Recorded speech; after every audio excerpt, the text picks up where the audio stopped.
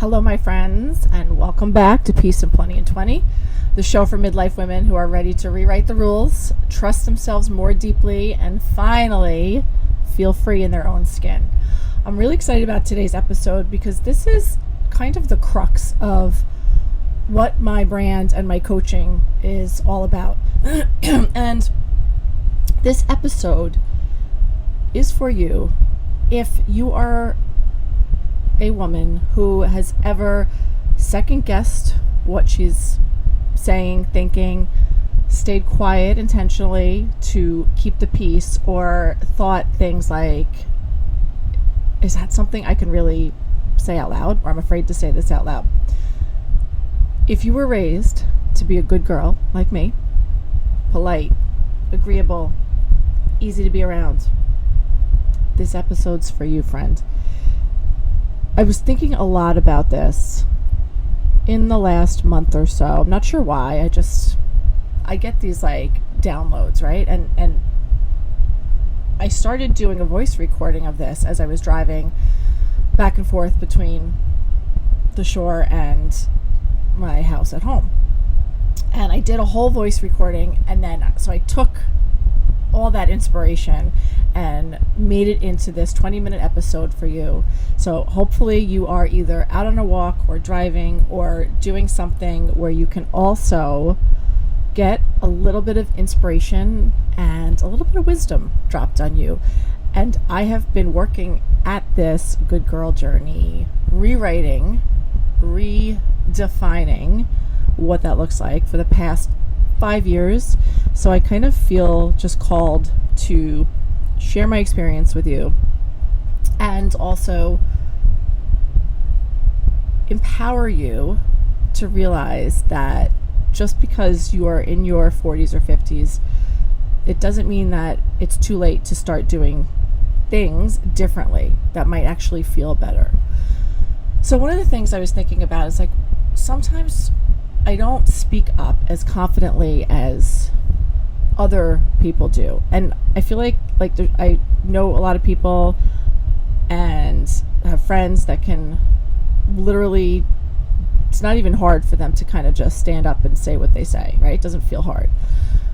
But for many of us, people pleasers, perfectionists, good girls, it can be very, very hard. So that led me to thinking, like, why is that? Why do I struggle with that so much? And if you can relate to this, we got to go back to the beginning. We got to go all the way back to where it started, right? In your childhood. Many of us were taught that good girls don't interrupt. You raise your hand. You wait your turn. You don't talk too much. You don't talk too loud. You don't challenge authority. You stay polite and agreeable. And while I do think respect and decorum are very important, especially, as a teacher trying to manage a classroom or in any kind of public forum, we need some of those things. But I started thinking about, unfortunately, what can happen is we never look back at those rules and we never update them for the rest of our lives, right? It's almost like we need to, just like we do with our phones, we need to, there's an update. We need to update our operating system. And unfortunately for many of us, we just never did that. So that what happens is we carry that into our relationships, our marriages, our parenting, our careers. And we've already internalized this belief that to be good is to be quiet, right? And to be accepted by the group is to be agreeable. In my coaching courses, one of the first things we learned that the 3 basic human needs are love, safety, and belonging. So if any of those are threatened, our brains are like, nope, not going to go there. And so when you can stay quiet and small and go along with the flow, you're going to feel safe, right? You're going to feel like you belong and you won't be ousted from the group. So we stop speaking, and not because we don't have anything to say, but somewhere along the line we just kind of made this decision for ourselves that we weren't allowed to. I remember very clearly, and there's a lot I don't remember about, childhood and grammar school, but I remember very clearly, and this was one of the things that really was like a sign or like a reminder to me as I was exploring my ADHD diagnosis. In 4th grade, I had an index card taped to my desk that I remember, I literally can see it. It was my mom's handwriting in all capital letters, and it said, "Remember self-control." Now, I was a very good student. But I could not stop chatting. I could not stop talking to friends next to me. So it's just interesting to think back on it, like that was that signpost, like, Janine, like there's something wrong, like you got to control yourself, right? And again, in a classroom, and as a former teacher myself, you can't have kids talking all the time. But on the other hand, I was thinking, was that the best way to handle it? Because it was almost like this like signpost, like you're being too much, right? And again, I'm not saying I should have been allowed to talk. I'm just saying that as a classroom teacher, I would have handled that differently. And my mom was just doing the best she could to try to help me. Anyway, the point being, I remember getting my seat moved. I remember, the teacher either calling home or sending a note home. And when I got home, I was in so much trouble. I remember my dad would be so angry. And, as I think back on that, like, I remember like kind of being like, I don't know what I'm doing. Why can't I control myself? Why am I still talking? And that was pretty shameful. When I think about it, it was like, I didn't have the tools to manage my energy or my thoughts. And again, looking back now, that was likely my undiagnosed ADHD. But at the time, it was just, I was being bad. And so I learned, you better figure out how to get quiet. You better figure out how to not get in trouble, right? And again, there was a lot of shame in that. So also layered on top of all of our early conditioning is also this idea, it's not really an idea, this fear that we have of what other people are going to think of us. And something else, again, going back to growing up, I remember my mom saying things like, you can't wear that, or you need to bring a coat, what are they going to think of me, or what are the teachers going to think of me, or what are the other moms going to whatever, however she said it, for some reason that stuck, that I remember her saying. And again, I'm not faulting her.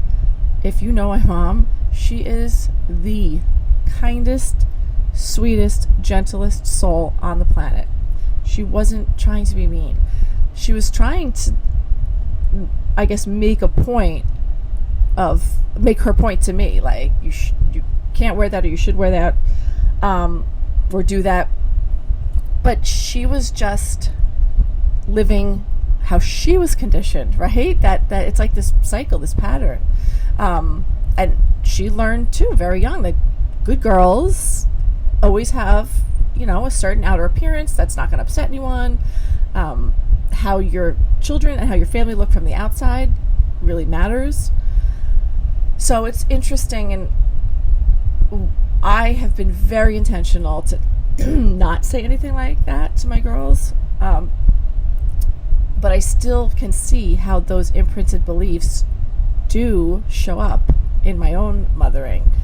And not necessarily like, don't wear that, what are people going to think about me? But things like, and this has happened a few times recently, where one of the girls will have a friend sleepover, and I think I should be up in the kitchen making pancakes, making them breakfast, and I then start to feel a little guilt and shame when I am like, guys, I'm just going to order bagels to be delivered. I'm just going to DoorDash something, right? And a little bit of that thought comes in like, oh, is her friend going to go home and tell her mom that I didn't cook, right? That I'm lazy, that I'm going to be labeled somehow. And it's just very interesting. Again, that's how these beliefs, if you start to pay attention, they really kind of creep into every aspect of how we act and how we think. But here's the good news. It's not too late. I am learning to pause. When those thoughts come up, I can now identify them so easily. I pause, I take a breath, and I remind myself, feeding my children in a way that also lets me run 2 businesses is not lazy. It's smart. It's abundant. It gives me gratitude that I actually have the ability to do that. This is the idea of where I'm like, you know what? To hell with that old rule book. I'm going to write a new one. I'm going to rewrite this story. I'm going to shift this narrative. And even when we've done the work to unlearn these good girl rules, I have to say there's also another reason that speaking up feels hard. And this was one of the things I was talking about on my little voice memo driving on the Garden State Parkway. I'm like, why sometimes am I not, like, even though I feel like I have the right to and I've worked through some of that stuff, why am I still not speaking up? And I realized that sometimes it's because I'm not totally confident in what I really think. I hold back because I'm unclear. And I'm unclear because I've spent decades basing my decisions on what other people want, what other people think, or what other people expect. And in order to speak confidently, you have to be grounded in what you value. And if you haven't taken the time to sit down and really explore your values, know your priorities, listen to your inner voice, it's really hard to stand tall. And that's especially true when the topics are complex. Parenting, social issues, politics, your own boundaries. So it's not just about being brave. There's also this part of it that's like you need to have clarity and conviction in what truly matters to you.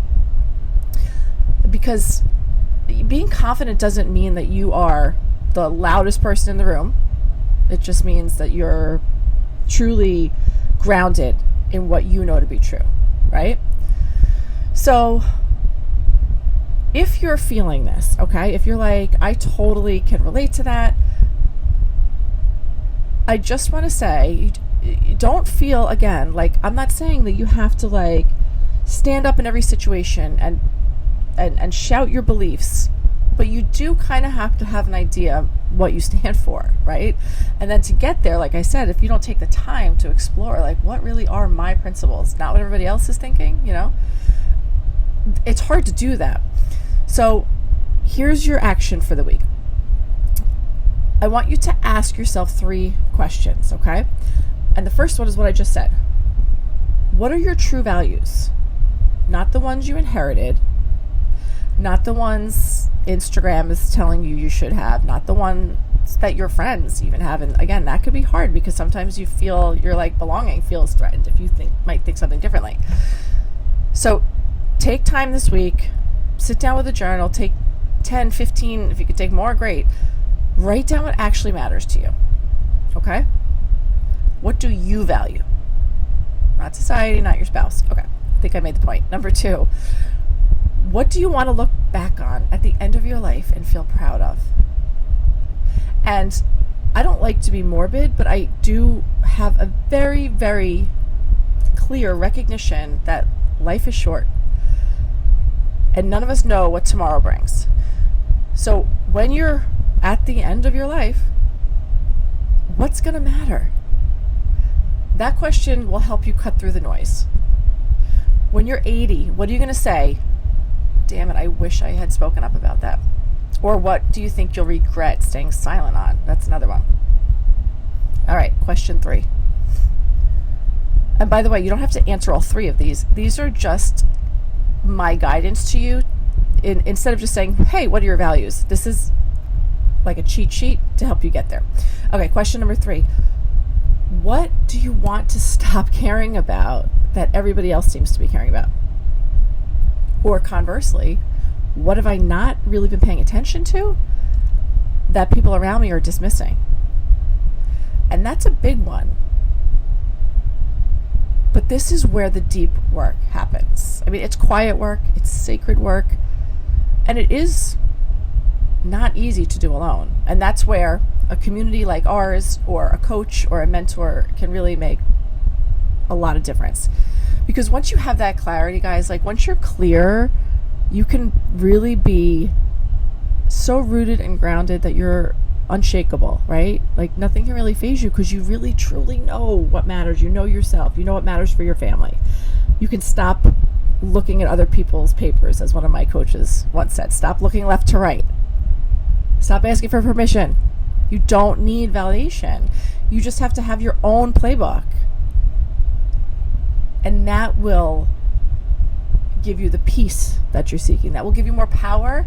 And that's also going to like give you more purpose, especially if you're in midlife.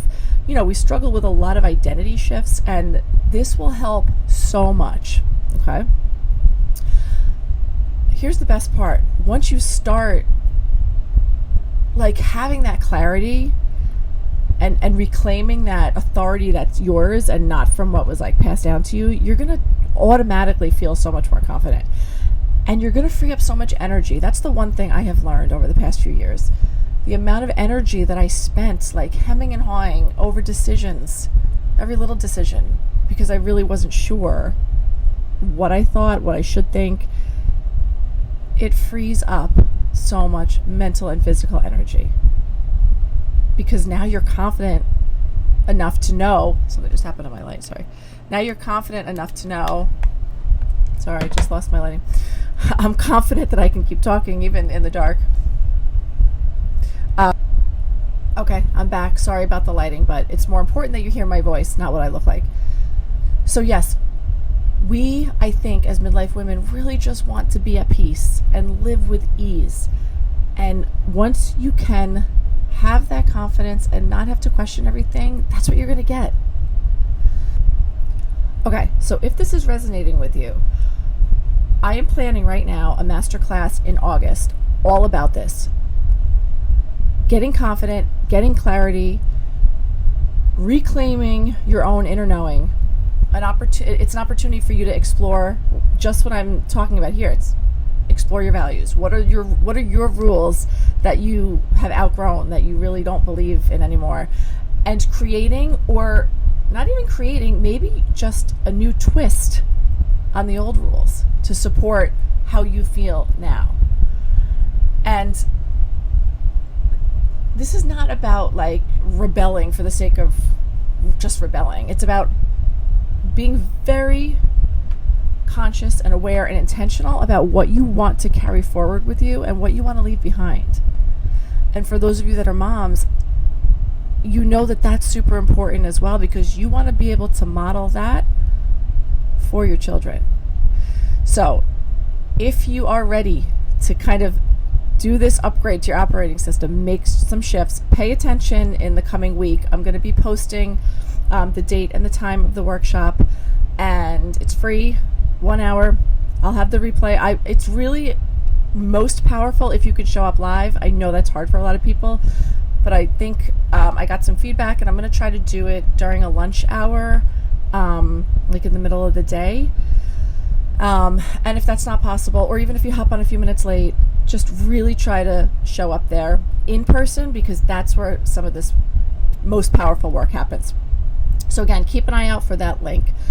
Next week, I'm going somewhere that feels a little bit edgy for me, but it's a great continuation of this topic and something I've been really working on myself. And it's this idea of your faith and your spirituality, and how to reconcile your religious upbringing with exploring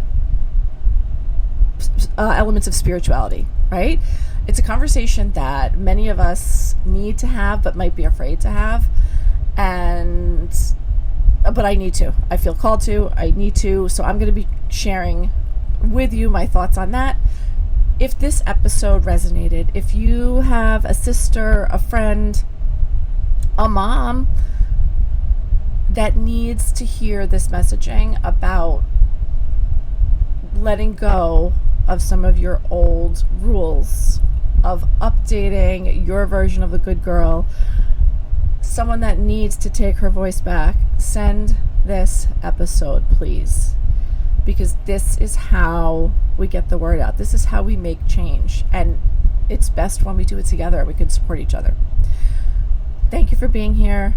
I can't wait to see you next week. Keep an eye out for that workshop. And I will see you next week on Peace and Plenty in 20. Bye, guys.